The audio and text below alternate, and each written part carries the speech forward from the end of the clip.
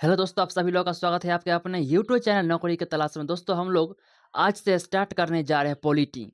और पॉलिटी जो है हमारा, ये वाला बुक चलेगा। ये हमारे गुरु जी का बुक है, ज्ञान बिंदु जीएस एकेडमी। इनके डायरेक्टर कौन है? तो रोशन आनंद सर है इनके डायरेक्टर। तो यही बुक हम लोग जो है पूरा का पूरा कवर करेंगे। ठीक है, तो आप लोग जो है निरंतर वीडियो में बने रहिएगा।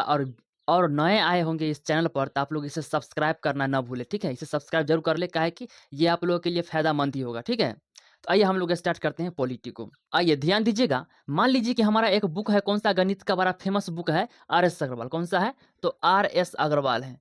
कौन सा है भैया? तो आर एस अग्रवाल है। इस आर एस अग्रवाल बुक के अंदर हमारा बहुत सारा होता है लेसन। कौन सा होता है? तो भैया हमारे इसके अंदर होता है बहुत सारा लेसन। इसी के अंदर होता है बहुत सारा लेसन, उसको हम लोग लेसन नंबर से उसको हम लोग डिनोट करते हैं। इस लेसन नंबर के अंदर बहुत सारे हमारा क्या होता है? तो चैप्टर होता है। क्या होता है? तो बहुत सारा हमारा भैया चैप्टर होता है। क्या होता है? तो चैप्टर होता है। और देखे होंगे कि बुक के हर एक पेज पर उसका पेज नंबर लिखा होता है। तो हम लोग यहाँ पे इसको क्या लिखेंगे? तो पेज नंबर लिखेंगे।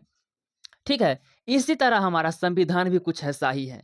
संविधान मान लीजिए कि हमारा जैसे ये हमारा बुक है आर एस अग्रवाल गणित का, उसी तरह हमारा संविधान भी हम इसको क्या मान लेते हैं? तो हमारा ये क्या है? तो एक हमारा ये बुक है। ठीक है, और जिस तरह आर एस अग्रवाल के अंदर हमारा लेसन नंबर था, उसी तरह यहाँ पे हमारा क्या होता है? हमारा यहाँ पे भाग होता है। और टोटल जो है हमारा भाग कितना है? तो 22 हमारा टोटल भाग है। और जिस तरह बुक में हमारा चैप्टर होता है ना, उसी तरह हमारा यहाँ पे क्या होता है? तो मूल अधिकार होता है। क्या होता है? तो मूल अधिकार होता है। ठीक है, और जिस तरह हमारा पेज नंबर होता है ना, बुक का पेज नंबर, उसी तरह हमारा संविधान में क्या होता है? इसमें होता है अनुच्छेद होता है। क्या होता है? तो अनुच्छेद होता है। अनुच्छेद होता है।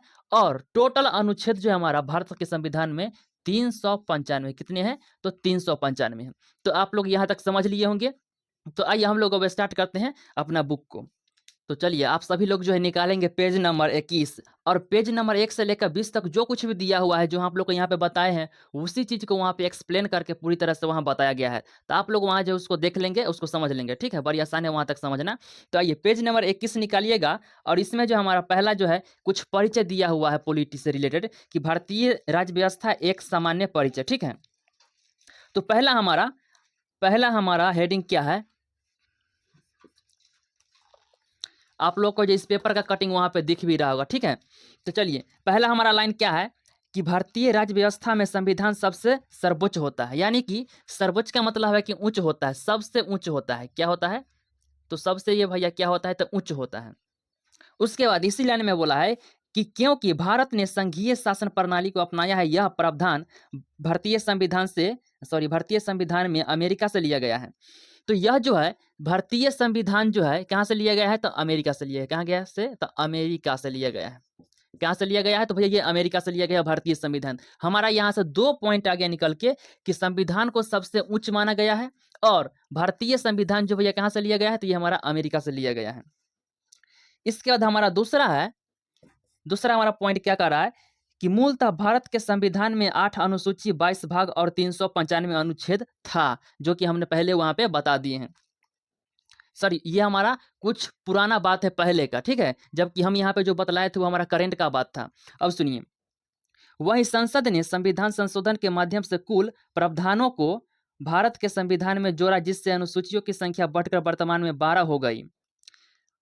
वर्तमान दृश्य में संविधान के अंतर्गत कुल 12 अनुसूची, 25 भाग तथा 540 से अधिक अनुच्छेद समाहित है। यानी कि इसमें बोला क्या जा रहा है कि 12 हमारा क्या है? तो अनुसूची है। अनुसूची है, और इसमें है जो है 25 को भाग है। क्या है? तो 25 को भाग है। और 450 हमारा क्या है? तो अनुच्छेद है।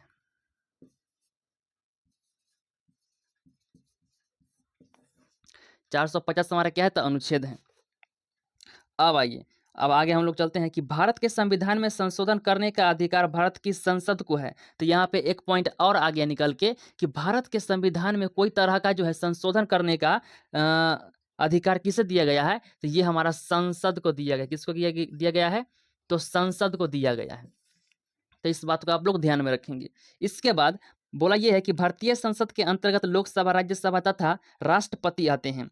भारतीय संसद के अंतर्गत कौन कौन आते हैं? तो यहाँ से एक और हमारा पॉइंट आ गया निकल के कि भारतीय संसद के अंतर्गत कौन कौन आते हैं? तो लोकसभा आते हैं।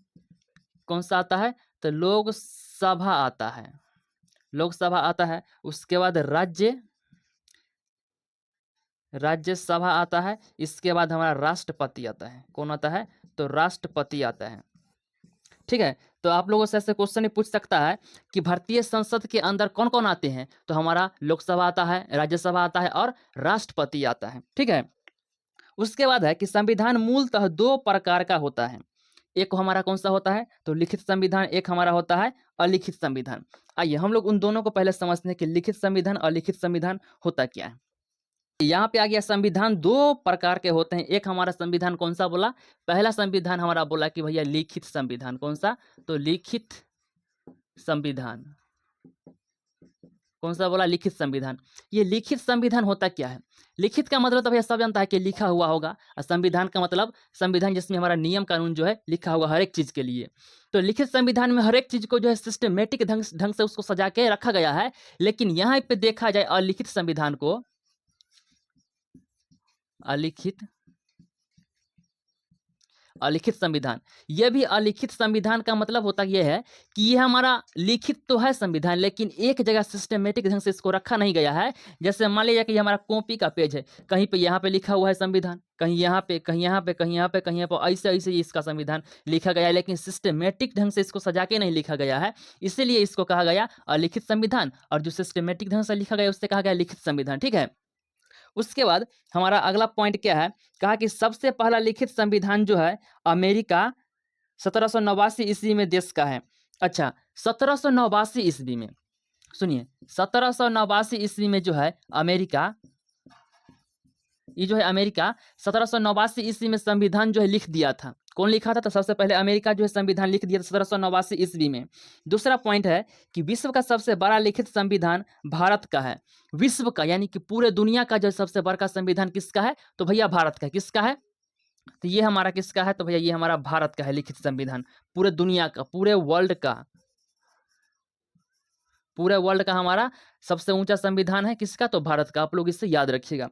अगला पॉइंट क्या है कि विश्व का सबसे छोटा लिखित संविधान यूरोप महादेश के मोनाको देश का है। अच्छा, दुनिया का सबसे छोटा जो है संविधान किसका है? एक है यूरोप महादेश, यूरोप महादेश है। यूरोप महादेश में जो है, जैसे मान लीजिए कोई महादेश है ना, तो उसके अंदर बहुत सारे देश होते हैं। उसी में से एक हमारा देश क्या है? तो मोनाको। क्या है? तो मोनाको है। इसी मोनाको देश का सबसे छोटा होता है संविधान। किसका? तो मोनाको का। इस बात को भी आप लोग ध्यान में रखेंगे। उसके बाद अगला पॉइंट है कि लिखित संविधान की अवधारणा का विकास सर्वप्रथम फ्रांस में हुआ था। आइए इस बात को हम लोग समझते हैं कि लिखित संविधान का अवधारणा जो है फ्रांस से हुआ था। इसका कहने का मतलब ये है कि फ्रांस जो है बोला था कि देश को चलाने के लिए एक संविधान होना चाहिए, एक लिखित संविधान होना चाहिए। कौन बोला था? फ्रांस। फ्रांस बोला, फ्रांस क्या बोला कि देश को चलाने के लिए एक लिखित संविधान होना चाहिए। ठीक है, इसके बाद ही आया ब्रिटेन और कहा कि वैश्विक स्तर पर संविधान की शुरुआत ब्रिटेन से हुई। अब ब्रिटेन वालों ने कहा कि देश को चलाने के लिए ब्रिटेन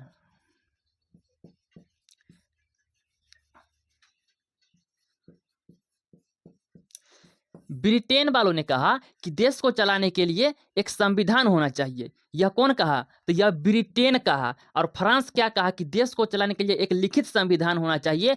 और ये कहा, और ये भी कहा है, ये कहा कि देश को चलाने के लिए हमारा संविधान होना चाहिए, और ये कहा कि लिखित संविधान होना चाहिए। लेकिन अमेरिका यहाँ पे मार देता है एंट्री।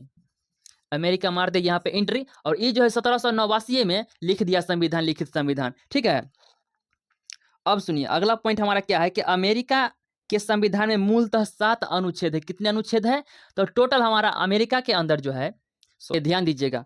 अगला हमारा पॉइंट क्या है कि अमेरिका के संविधान में मूलतः 7 अनुच्छेद है। अमेरिका के संविधान में अनुच्छेद कितना है? तो 7 है। अच्छा, ये अमेरिका, ब्रिटेन और ये चीन और ये कनाडा, इसके अनुच्छेद हमें क्या है जरूरत पड़ रहा है पढ़ने के लिए। तो ये जो है ना बुक बिहार पुलिस और दरोगा के लिए ही रोशन आनंद सर इसको डिजाइन किए हैं। तो वह उसी तरीका से इसको डिजाइन किए हैं कि उसके क्वेश्चन आंसर पकड़ा सके उस एग्जाम में। चलिए, तो अमेरिका के संविधान में मूलतः 7 अनुच्छेद होते हैं। कितने हैं? तो 7 अनुच्छेद होते हैं। उसके बाद हमारा अगला पॉइंट क्या है? कनाडा के संविधान में मूलतः 147 अनुच्छेद हैं। कनाडा में कितना है? तो ये हमारा 147 इसका अनुच्छेद है। कितना है? तो 147 अनुच्छेद है। वहीं अगर बात की जाए चीन की संविधान में, तो चीन के संविधान में जो है हमारा कुल जो है 138 अनुच्छेद है। कितना है? तो वहीं पे अगर बात किया जाए भैया चीन की, तो चीन की जो है संविधान में कितना अनुच्छेद है? तो 138 जो है अनुच्छेद है। जबकि यहाँ पर भारत की बात की जाए, भारत की, तो भारत की संविधान में अनुच्छेद जो है 300 कितना है? तो 395 है। तो इस बात को आप लोग ध्यान में रखेंगे। आइए, अगला पॉइंट हमारा 2 नंबर है कि अलिखित संविधान। हम तो अलिखित संविधान आप लोगों को पहले ही समझा दिए हैं। अलिखित संविधान, अलिखित संविधान जो है किसका है? तो ब्रिटेन का है। ब्रिटेन का अलिखित संविधान है। और अलिखित संविधान का मतलब क्या है हम लोग पहले ही हम उसको समझा दिए हैं। ठीक है। और लिखित संविधान में कौन कौन से देश आते हैं? इसमें आता है अमेरिका, ऑस्ट्रेलिया, कनाडा, चीन, भारत। इस बात को आप लोग भी ध्यान में रखेंगे कि कौन कौन से देश आते हैं लिखित संविधान में। इसके अलावा और भी सारे देश आते हैं, लेकिन उसको अभी तक पूछा नहीं गया एग्जाम में, इसलिए उसको यहाँ पे इंक्लूड नहीं किया गया है। ठीक है। अब आइए, अब हमारा अगला पॉइंट क्या है कि भारतीय संविधान के निर्माण तथा आधुनिक भारत के मनु डॉक्टर भीमराव अंबेडकर को कहा जाता है। भारतीय संविधान के निर्माता, भारतीय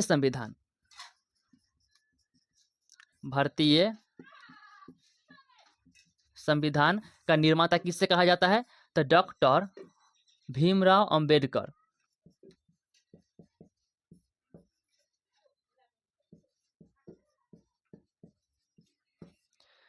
भारतीय संविधान का निर्माता किससे कहा जाता है? डॉक्टर भीमराव अंबेडकर को कहा जाता है। यह बात भी आप लोग इसको ध्यान में रखेंगे। अब सुनिए, अगला पॉइंट हमारा स्टार वाला है। अगला पॉइंट हमारा कौन सा है? तो अगला पॉइंट हमारा स्टार वाला है। आप लोग ध्यान दीजिएगा कि संविधान सभा में आज़ादी से पूर्व डॉक्टर भीमराव अंबेडकर का चयन बंगाल प्रेसिडेंसी से हुआ। अच्छा, आज़ादी से पहले जो है 1947 में हमको भारत देश का आज़ादी कब हुआ? तो 1947 में इसका हुआ था आज़ादी। इससे पहले भीमराव अंबेडकर को बंगाल का प्रेसिडेंसी से हुआ, ठीक है, चयन। जब भारत का विभाजन हुआ, जब भारत बंगाल का हुआ ना विभाजन, तब तो बंगाल प्रेसिडेंसी के जिस क्षेत्र से डॉक्टर भीमराव अंबेडकर चुने गए थे वह क्षेत्र पाकिस्तान में चला गया। जब भारत और बंगाल का विभाजन हुआ ना, तो जिस एरिया से डॉक्टर भीमराव अंबेडकर को चुना गया था प्रेसिडेंसी के रूप में, वह एरिया जो है पाकिस्तान में चला गया।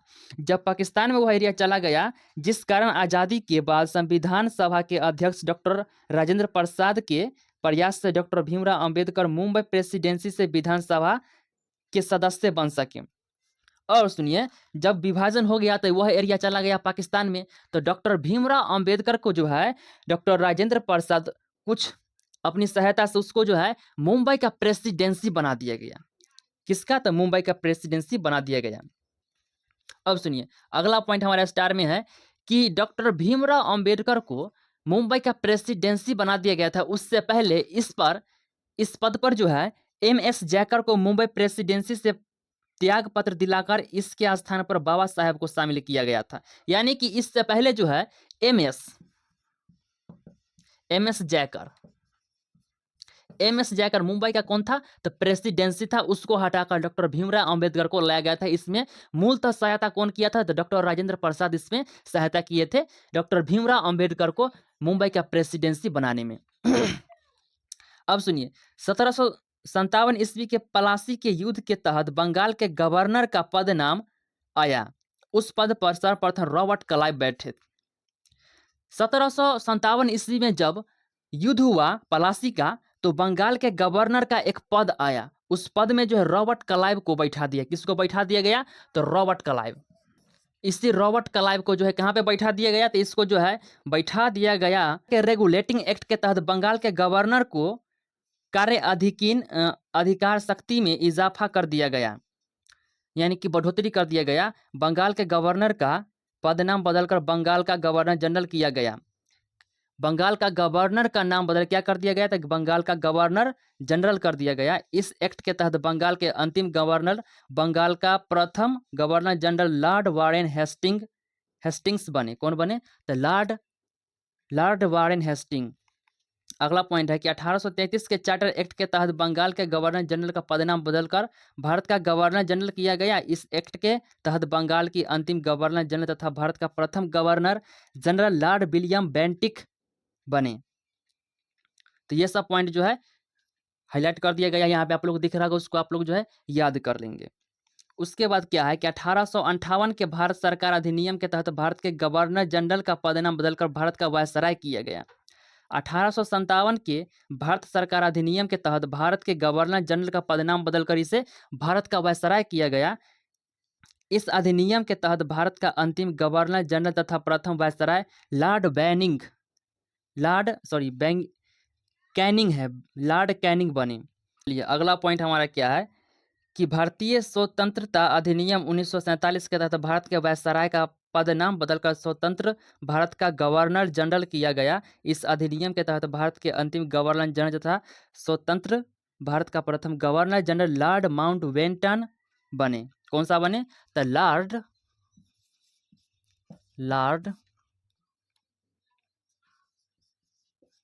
माउंटबेटन, लॉर्ड माउंटबेटन बने। क्या बने? तो ये जो है भैया प्रथम थे, भारत के प्रथम गवर्नर जनरल। कौन बना? तो लॉर्ड माउंटबेटन।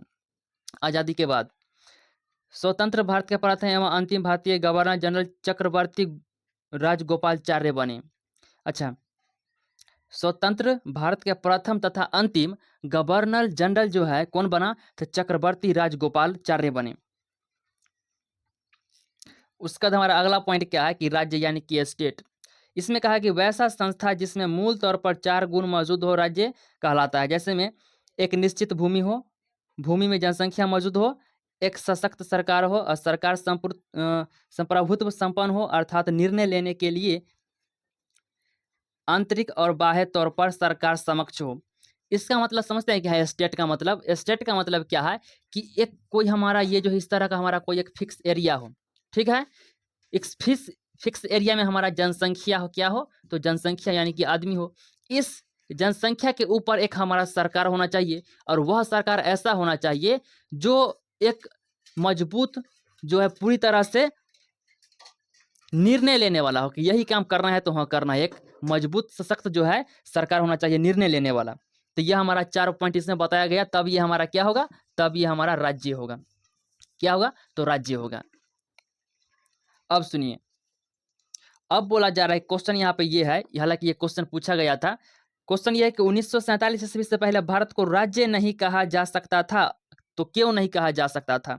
इसका सिंपल सा एक रीजन है कि राज्य होने के लिए एक एरिया हमारा फिक्स होना चाहिए। एरिया के अंदर हमारा बहुत सारा जनसंख्या के रूप में आदमी होना चाहिए। इस जनसंख्या के ऊपर एक हमारा सरकार होना चाहिए और सरकार हमारा कैसा होना चाहिए?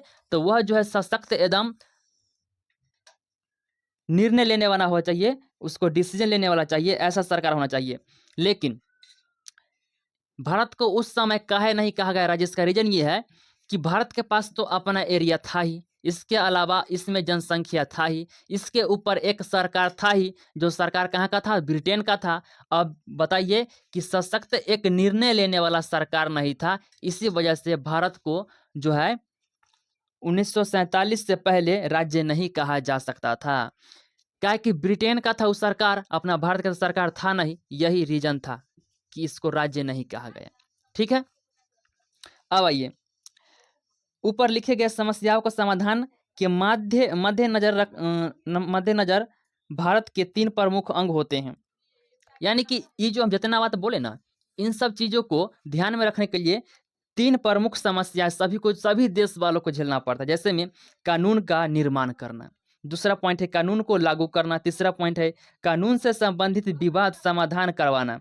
कानून कोई लागू किया, उस कानून को कोई लागू करवाना होना चाहिए। अगर कोई लागू करवा भी दिया तो बहुत सारे ऐसे लोग होते हैं जो इस कानून को इस पर जो है विरोध भी करते हैं इस कानून के ऊपर। तो इन सभी काम को समेटने के लिए बहुत सारे लोगों को जो है हायर किया जाता है। तो वह हायर करने वाले लोग कौन से होते हैं? तो विधायिका, कार्यपालिका और न्यायपालिका। आइए हम लोग अब समझते हैं कि विधायिका, कार्यपालिका और न्यायपालिका का काम क्या है, इसके अंदर कौन कौन से चीज़ें आते हैं। आइए तो हम लोग समझते हैं कि विधायिका के अंदर कौन कौन सी चीज़ें आते हैं और इसका काम क्या है।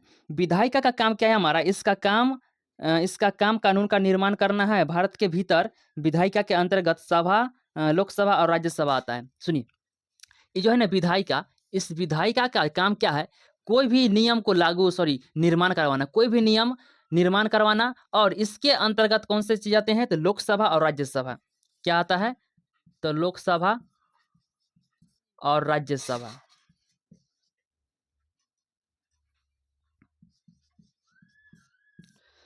क्या आता है? विधायिका का काम क्या है? तो विधायिका का काम है कि निर्माण करवाना नियम का, और लोकसभा और राज्यसभा इसके अंतर्गत आते हैं। अब सुनिए, कार्यपालिका का काम क्या है? तो कार्यपालिका का काम हमारा है नियम को लागू करवाना।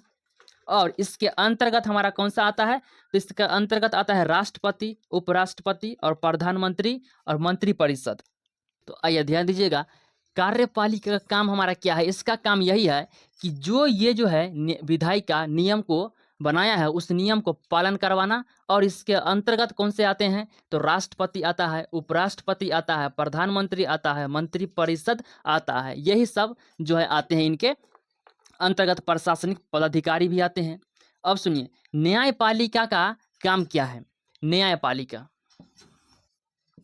न्यायपालिका का काम हमारा ये है कि कोई भी नियम जो है बना और लागू हुआ, उस लागू हुए नियम पर कोई तरह का विवाद होता है, उस नियम का निपटारा करवाना, समाधान करना। और इसके अंतर्गत आता है सुप्रीम कोर्ट और हाई कोर्ट। कौन आता है? तो सुप्रीम कोर्ट आता है।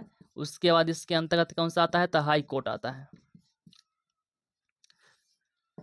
सुप्रीम कोर्ट और हाई कोर्ट आता है इसके अंतर्गत। ठीक है, तो इस तरह से आप लोगों का जो है इसका कोई छोटा सा इंट्रोडक्शन था, वो हमारा खत्म होता है। फिर हम लोग नेक्स्ट वीडियो से संविधान की ऐतिहासिक पृष्ठभूमि हम लोग यहाँ से स्टार्ट करेंगे। ठीक है, तो आज के लिए इतना ही। Thank you very much all of you.